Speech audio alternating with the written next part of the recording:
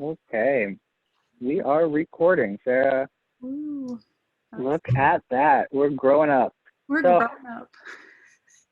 so we wanted to start What the Dramaturg because Sarah does a lot of work, not just for us, but for other theaters in the area. And a lot of people don't know what a dramaturg is, and they get confused when we use the word in public, and they honestly could probably benefit from understanding the importance of theater research as well as the importance of making plays authentic, because authentic plays touch audiences better. So Sarah, before we even start asking questions about She Kills Monsters, can you tell me what dramaturgy is in just a nutshell? Yeah, sure. So dramaturgy is essentially when you are tasked with doing a bunch of research before a show starts in order to help the director, in order to help actors, the cast, the crew, stuff like that. So doing historical research, social research, looking at language, looking at slang, and usually the person in charge of doing that, the dramaturge, will put together some sort of cast packet that'll get distributed at the first rehearsal or something like that, so that the cast and the crew have something to reference throughout the course of the play. Perfect, perfect. So the first play in this series that we decided to talk about is She Kills Monsters, because we're also doing Dungeons and Dragons live stream, and it just seemed appropriate to kind of talk about a Dungeons and Dragons play since we just did a live stream last week. So She Kills Monsters is about a high school English teacher in Ohio whose entire family dies. Yes. And she tries to find a way to overcome her grief through her sister's Dungeons and Dragons notebook. And the story basically unfolds by telling the story of acceptance, the story of grief, and also how role-playing games can help tell a story when you can't tell it yourself. Yeah. And so what was the most challenging piece of research you had to do for She Kills Monsters? Ooh, I mean, in general, researching Dungeons and Dragons was probably the most difficult because I was walking into the show never having played it, never having looked into it at all. So that was probably the most difficult just because the world of Dungeons and Dragons is so big.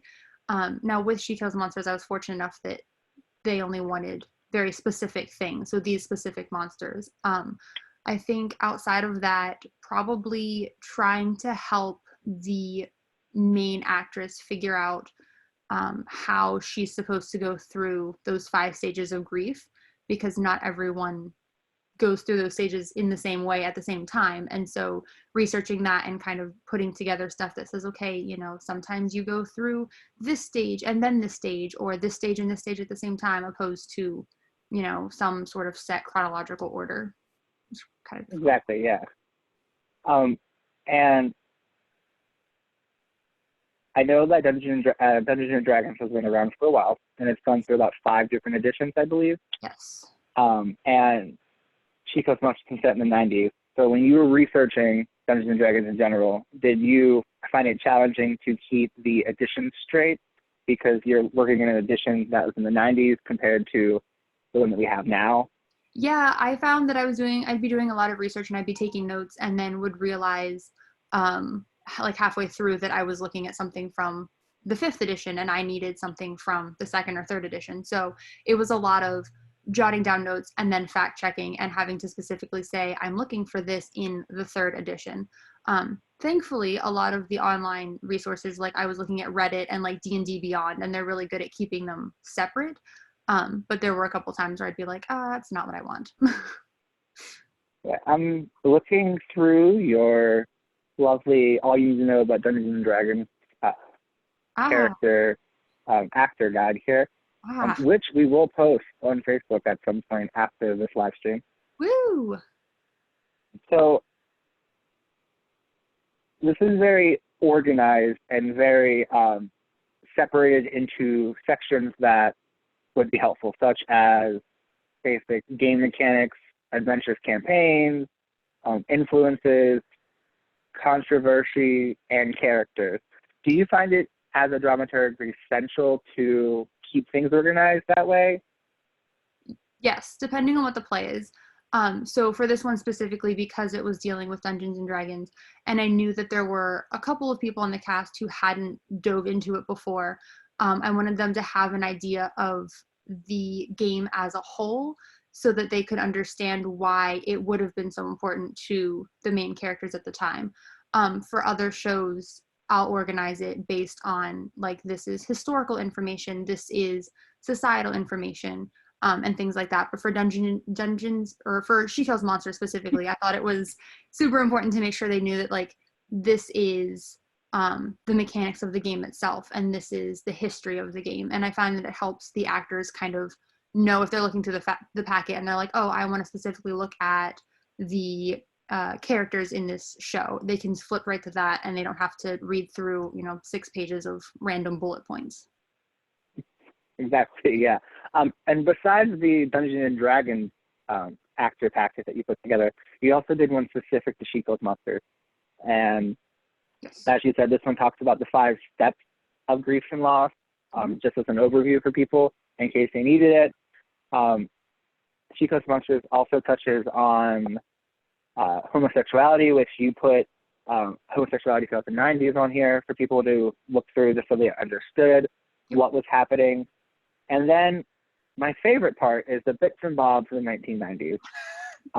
Just the random facts that are important, like the World Wide Web starting in 1991, or instant messaging becoming popular later in the 90s. But I think besides that, there's also a character in She Kills Monsters towards the end that we find out has cerebral palsy. Mm-hmm. How did researching cerebral palsy help the actor in She Kills Monsters understand her character better?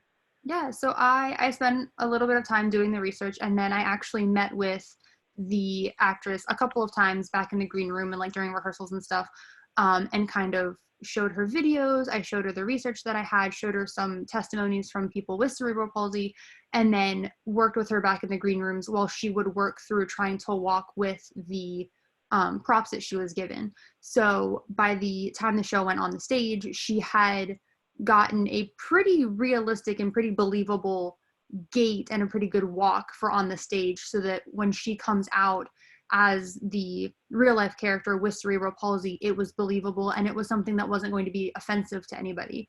I think that was the biggest thing that we wanted to make sure we did, was that we were putting across a character that was believable. And yes, it's on the stage, but it's also, we don't want to, strike the wrong chord with anyone who might be watching it who either has cerebral palsy or knows someone who has it. Exactly. So you said something about being respectful and not offending people. Mm-hmm. So how does a dramaturg help actors do that? What would you say is the most important part of your job in doing that with actors? Definitely making sure that I have a lot of time-specific research, and then making sure that I get the chance to actually sit and work with them one-on-one and actually talk to them. You mentioned that I have a whole section on homosexuality in the 90s. So I actually sat down with 4 of the actors and said, it sounds, catty, and it sounds like you're just being a typical high school girl in this scene, but you have to understand that this is still going to hit a bunch of people that are going to be sitting in the audience, because it's still something that we're dealing with. So making sure that the actors understand that even though, that play is set in the 90s, it's still something that's striking a chord in 2018 when we did the show. So as dramaturge, making sure that I have that resources, having that research, and being able to make those connections for them instead of having to, let them make it on their own, which most of the time they do, but to have it in case they don't, is super important. Okay. So we know that you helped with character development for She Kills Monsters. Mm-hmm. You've helped with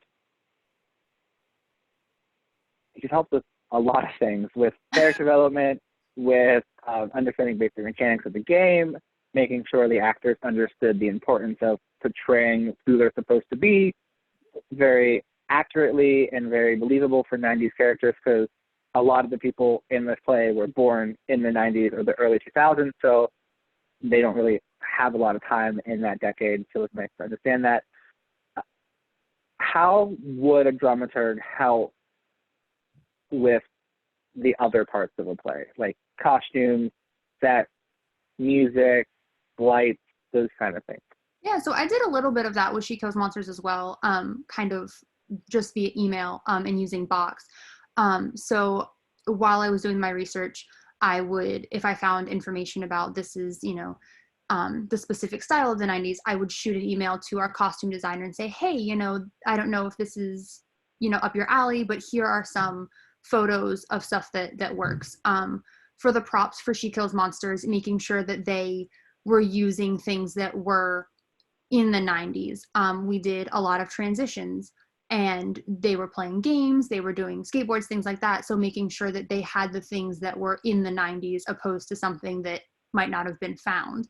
One of my favorite examples is one of the characters comes in and he's supposed to be holding a Smashing Pumpkins CD. And I saw that he was carrying it, and I kind of looked at the director and I was like, I don't know if this matters, but that particular CD isn't the CD that's being referenced, and it didn't come out in the 90s. So I don't know if you want to fix that in case someone else notices it. And then doing the music, sometimes they check in and say, hey, when did this album come out, or when did this song come out? And, I do the quick research, let them know, and then they can kind of decide if they wanted it to fit or not. Okay, perfect. So my last question for you is, after watching She Kills Monsters 8 times, because they ran for 2 weekends, 8 performances, what would you have done differently in the production as a dramaturg? What aspect would you have wanted to spend more time on or put more effort into for that production? Ooh, that's a good question. I think, and this is kind of an overall thing, just like I mentioned, the world of D&D is really big. I think taking the time to have talked to the other male or the other female lead about how they were portraying someone who was using Dungeons and Dragons as a way to cope with real life. They did a fantastic job on the stage as it is, and I think that was in part because they played D&D. But kind of watching it, one of the thoughts I had was, wow, I really wish I'd gotten a chance to sit down with them and talk about how they can do this so that the audience really understands that this is more than just a game to them. This is how they escape from reality. This is how they are able to cope with what's happening. That's perfect. Yeah, so that's completely understandable, because beyond the entire thing, we all tried to make them understand what Dungeons & Dragons was all about.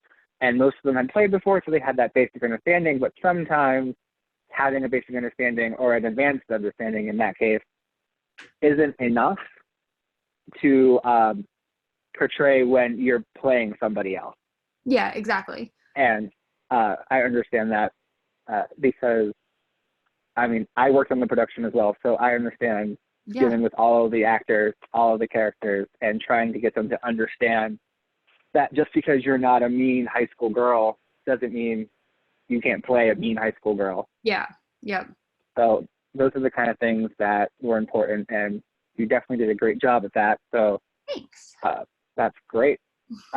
So also, for anyone out there who's still watching at this point, Sarah is the resident dramaturg at the Pharmacy Theater, so she helps us with all of our production. Sure it kind of helps us with making sure that we, as she said, are accurate, being sensible to people, and making sure the actors just have a basic understanding of who they're playing, because sometimes you're playing people that you're not like, and it might be hard to do that, and she does a great job at making sure people understand that. So if you want to hire her, she's usually always available for some more work. Sure am. And she loves a challenge, so that's great. So next week, on Wednesday, we'll be doing this again. And next week, we're going to talk about Ragtime. Cool. Sarah worked on Open Stage's production of Ragtime this past year. And I had to think of what year it was, 2020. But March has lasted like 3 years so far. So yes, you're my right. time frame's a little off. So she worked on Open Stage's production of Ragtime last year. And she did a great job with that, and also helping them kind of understand that ragtime's usually filmed about 100 people, and they had a very small cast, and what it means by playing more than one role. And some of the roles are very different than each other. So next week we'll kind of talk about that and go through those things. But as always, if you have any questions about dramaturgy, how to start, what to do, where to look, comment on the video. Sarah will be glad to reach out, send you some links, whatever you need. Yes. But thank you so much for watching, and I hope to see you next week, Wednesday at 5 p.m.